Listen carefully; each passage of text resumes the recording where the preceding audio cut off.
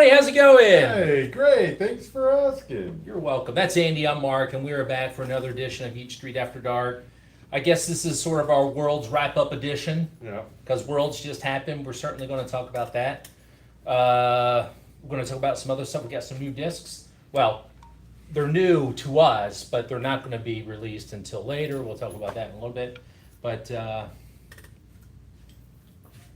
do we just jump in? It feels like we need. Do we need some small talk? Do we need to, Yeah. hey, how you doing? I'm doing good. Good. I was pairing socks today. Yeah? Yeah. Wow. You are a party animal. I know, right? This guy. Yeah. No, Thanks for inviting me. Yeah. Well.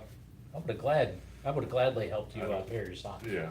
I only have so many socks. Okay. All right. Enough of the small talk. Okay. All right. So we're going to get into Worlds. First of all, I think we need. Well, let's congratulate our two new winners, new major winners. Mm-hmm.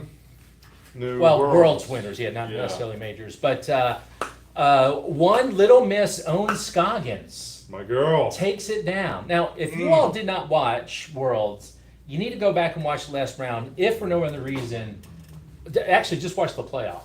Yeah. The playoff was one of the, first of all, the whole last round was one of the bizarrest rounds I ever watched. Yeah. It seemed like nobody but Ella Hansen wanted to win it. I mean, Ella at one point, they said that if she birdied 18, she would have ended up with an 1100 rated round. By far the highest rated FPO round ever. Mm-hmm. I think Paige Pierce has the highest rated round at like 1059. Ella actually ended up at like 1057, 1053, somewhere in there. So she almost got it, but she was crushing. Everybody else,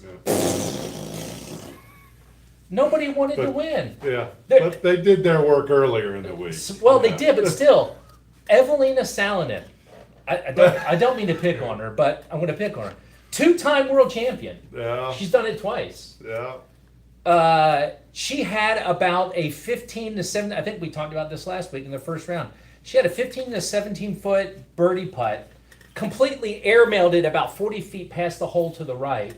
The birdie ended up being a double bogey, and it's kind of like you're not even trying. And then in the last round, it was all of that all over again. Yeah. Henna Blomroos, the leader for most of the tournament, couldn't do anything, couldn't hit a putt.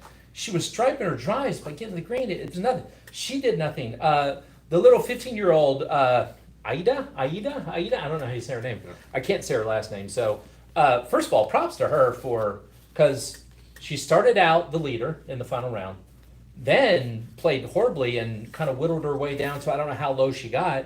But then because all the other players just kind of fell flat, she actually ended up in a tie for first with Owen and had to go to a playoff. So, very bizarre. It didn't look like anybody wanted to win it except for Ella. Ella was the only person, I think she ended up shooting 11 down, something like that. So we get to the playoff. Mm-hmm. And at one point, so Owen throws, I think it was her drive out of bounds. Yeah. But she still gets, it's a par 5 for the FPO players, par 4 for the MPO. But she gets up to the basket 15 feet away for par. Okay?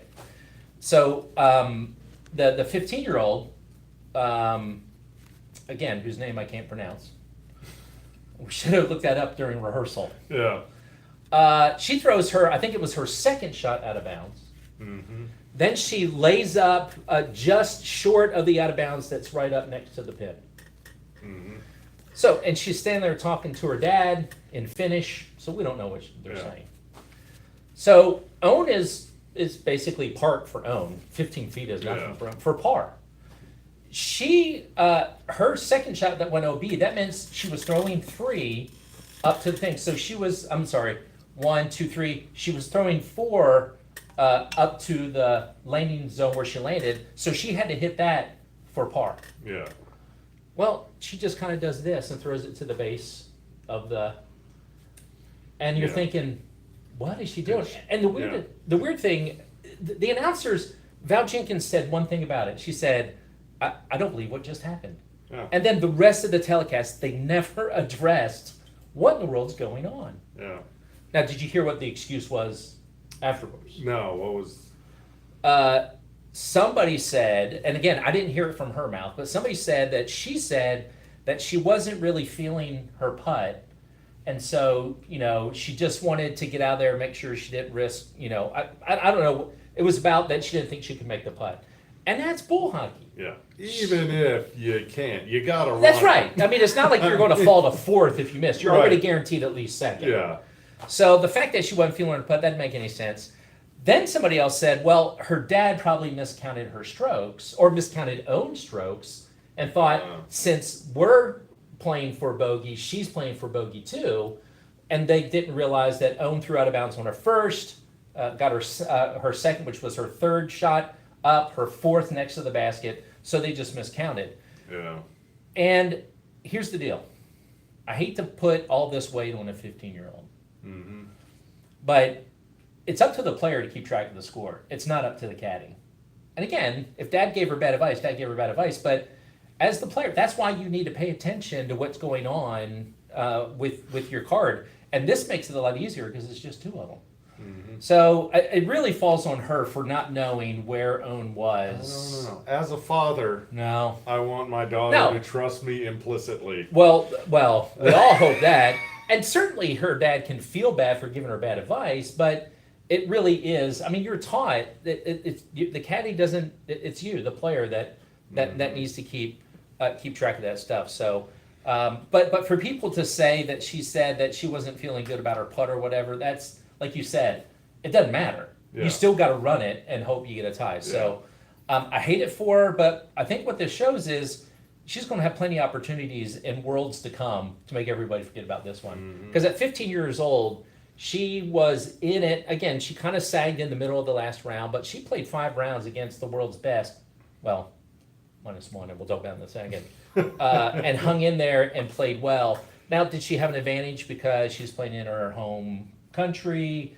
How well would she do if she had to come over to America in a new culture, eating foods that she's not familiar with, blah, blah, blah. But she clearly got game, and I think she's got plenty of time. Time zones are weird because it's like, it's August here, but it's, what, March there? I don't think that's quite how time zones work. But I don't know. so the other bizarre thing that happened is after the third round, we talked about this last week. Kristen had a rough first round, was near tears in her post round press conference. Well, she ended up pulling out in round 3. Mm-hmm. And here's the weird thing. Clearly not playing well. She was, I think, 4 for 11 in C1X putting in round 3. Mm-hmm. Clearly something's off. Yeah. But she was still tied for 16th. Yeah.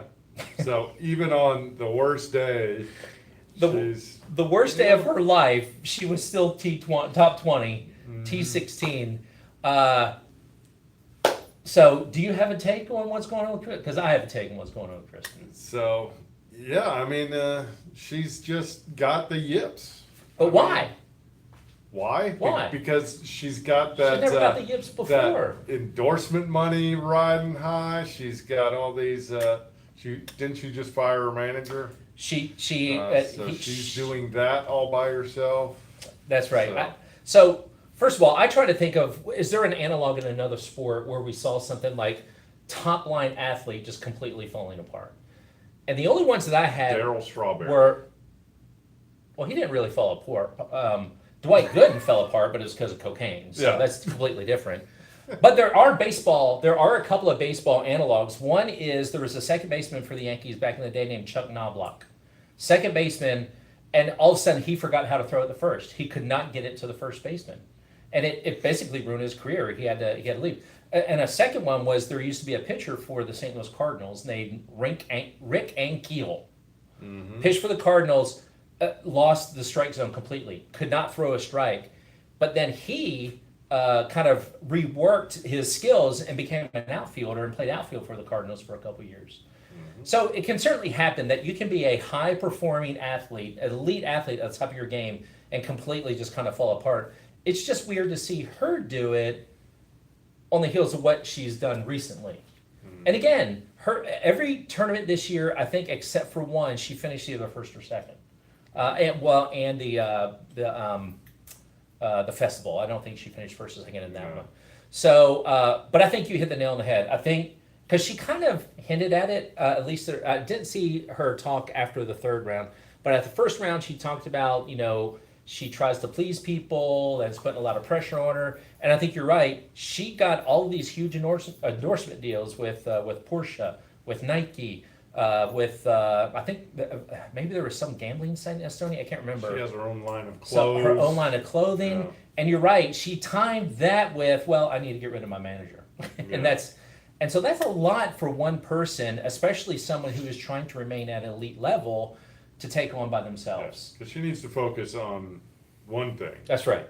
Yeah. She needs that. 18. Yeah, she doesn't, and she doesn't need to go out and do this personal. What's it called when you show up at a car Personal dealership? appearance. Yeah, personal appearance, whatever it is. You don't need to do that and this and that. But she feels like she needed to do that because either they were sponsoring her or she's one of the most well-known people in Estonia. So she probably felt a lot of weight of, if somebody in Estonia wants me to come and, glad hand and smile and wave, then I need to go and do it. But you need somebody in your life to be able to manage that for you, to control that for you, to make sure that you're not going too far in one direction. And it clearly weighed on her and just weighed her down, and it caused performance anxiety. And she could not 4 for 11, Kristen.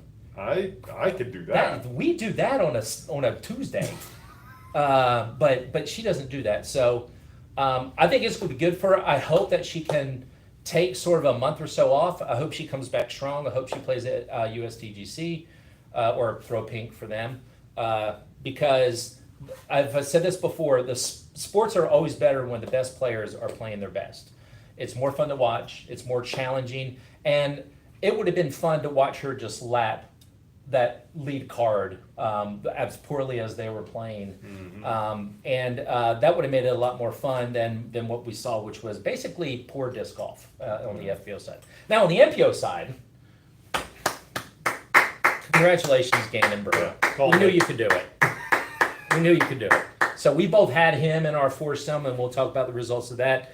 And it was relatively close. And it's kind of funny because all the pressure came from the chase card, not from the lead card. So I think Ezra was on the lead card. He still finished fourth, but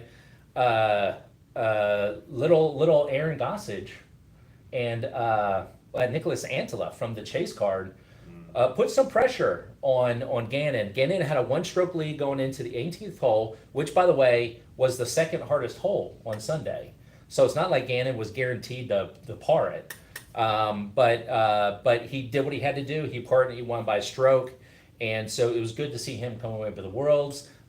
We kind of have talked and met with Gannon, so we know him a little bit. It's fun to see him win, mainly because A, he's the best player in the sport, in the world. And B, that's everybody talks about how, he hasn't won Worlds. I mean, he's 20 years old, and they're like, he hasn't won Worlds yet. How good can he be?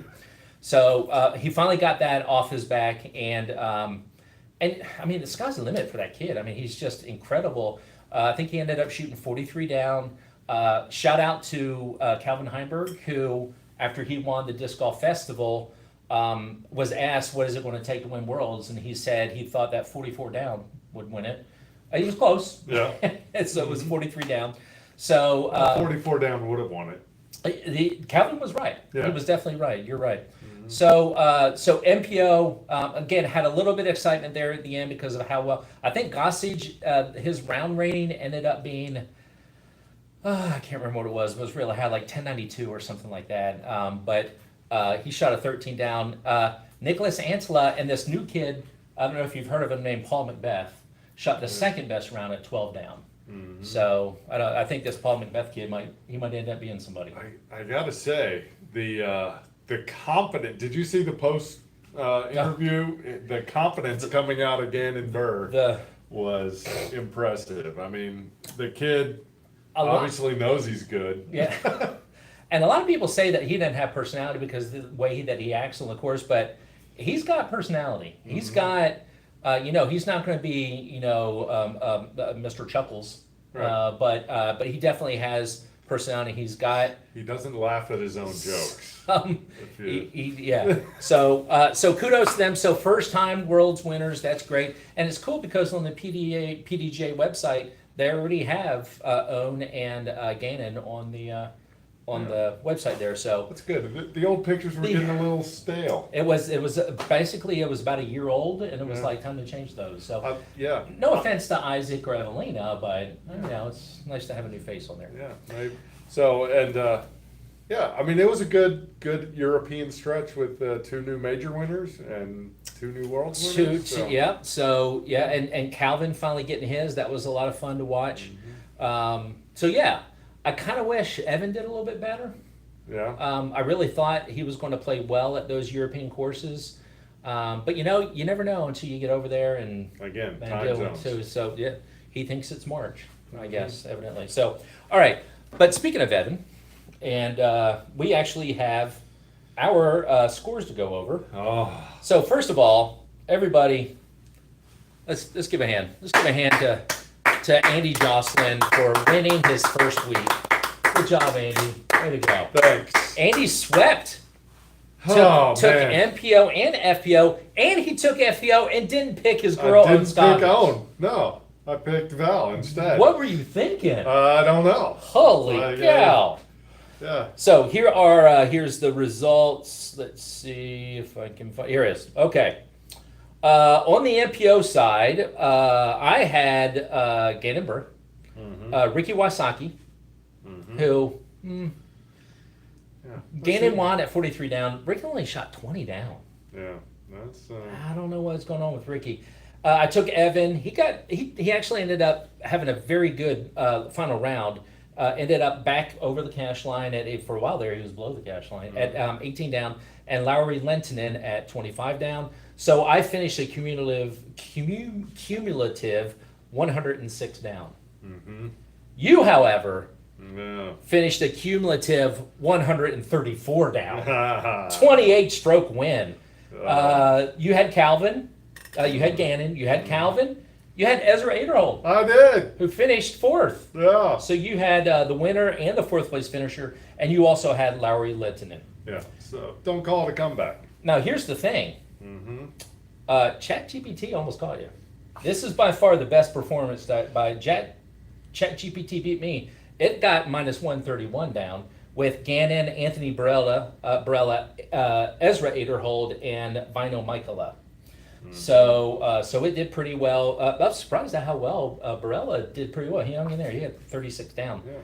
Grok, on the other hand, Grok picked this guy Kvesev, who I think you said his dad is the main programmer at Twitter, or Grok.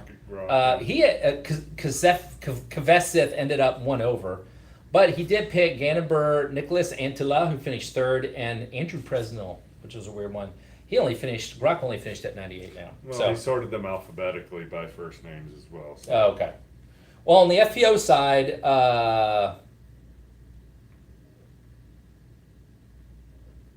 okay. I'm trying to look here. Yep. Okay. We both beat ChatGPT and Grok, which is good. Okay. We all ended up over par, which isn't saying much because I think that was a tough course. Yeah, I think only 4 or 5 people ended up under par. So your winning foursome was Silva, who ended up even par. Holland Hanley, who started out, she ended up 6 over. Val Manduhano finished 16 over, and Rachel Turton only finished at 9 over. So you finished at 31 over. Again, no own. Numbers you're thinking. You beat me by 16. I had 47 over with Kristen. So Kristen, since she didn't finish, she gets the lowest person who finished plus 4 strokes, so she got 43. Evelina, who was 2 over. Anniken's 10. She was 5 under. And then Hiti Tate. Yeah. Hiti Tate. She finished at 7 over, so I had 47. Now, ChatGPT and Grok, they swung for the fences. ChatGPT had Kristen Lott, Holland Hanley, Hannah Blumrose, so that was smart. Yeah. But then went and picked Kat Allen. I don't know if you saw Kat Allen's score. She finished 44 over. Yeah. She did not play well. And then Gronk went with Kristen Lott, Silva, Sarnen, Sten. So you're thinking, man, that's pretty good, except Kristen. But then they took that KS Bjorkus, who did actually worse than Kat Allen. She finished at 49 over. So we crushed. Once again, I think our jobs are safe. We don't have to worry about the AI overlords taking us over. So, but congrats on the clean sweep. I think it's your first one of the year. And I'd like to make a speech now. Okay, go ahead. Thanks to Val for always sticking by me, even when she's not on my team. She's always been there for me. Owen, gotta thank Owen for being there for me early in the season. And I think I'm gonna turn this win into a large streak coming down to the finish. So look for me in the champion circle. Okay. So here's what we got coming up. Okay. August 14th, little thing I like to call the Ledgestone Open. Mm-hmm. Heard of it? Again, Idlewild Black. So they're done with those easy courses over in Europe. Mm-hmm. They're coming back and playing Idlewild. Then they have, I said Idlewild Black, Northwood Black. Because after that they have Idlewild, which is over in the Cincinnati area. Then D-Glow, September 4th, and some other stuff. So looking forward to watching Ledgestone and Idlewild. I think Idlewild is one of my favorite courses to watch on TV, up there with Waco, the Brazos East course. So that's what we got going on. Anything else about what happened this past weekend? So it just goes to show sometimes those pros are human. So well, they are. I just feel like FPO disc golf was set back, maybe not years, but maybe a couple of days. Yeah. With what we had to watch on Sunday. Oh, time zones. So okay, we'll blame it on time zones. Okay, so yes, we have no predictions to make. Nothing coming up this weekend, but we do have some new discs.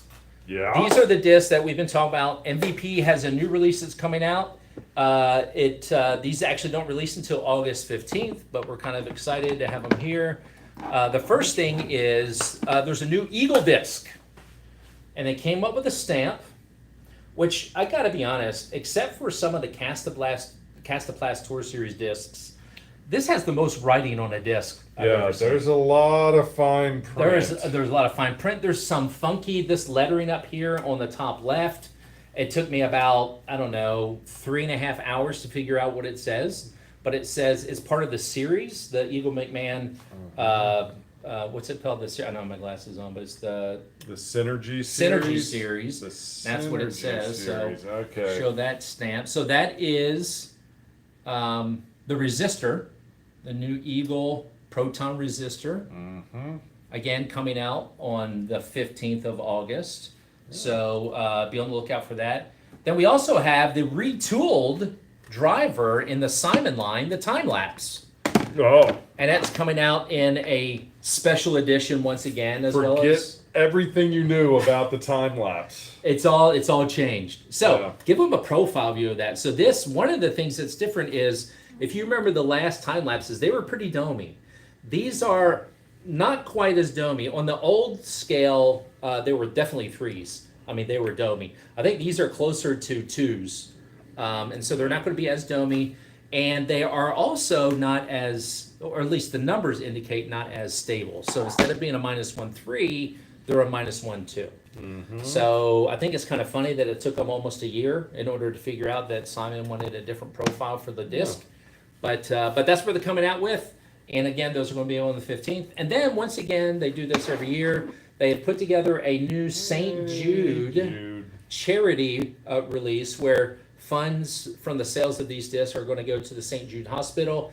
And in case you don't know, St. Jude's Hospital is in Memphis. It was started by actor Danny Thomas. I don't know if you knew that. I did not know that. So I think he's the one who started. He either started that or March of Dimes. No, March of Dimes was much before him. So basically what it is, it's for kids who get sick. They go to this hospital. The family, the kid, everything is taken care of. They don't have to pay for anything. St. Jude pays for it all. So it's a great organization, and kudos to MVP for partnering up with them. So this is it the shift or It's the the drift? shift. Okay. This is the Streamline Shift with a special stamp on it. It's got a cool little stamp with a little kid on it. So if you want to support St. Jude, make sure you get yourself a shift. So those are all coming out on the 15th. I think that's it. We do have some, if you're interested in a Halo Star Gorgon, those are on the way. So be on the lookout for those.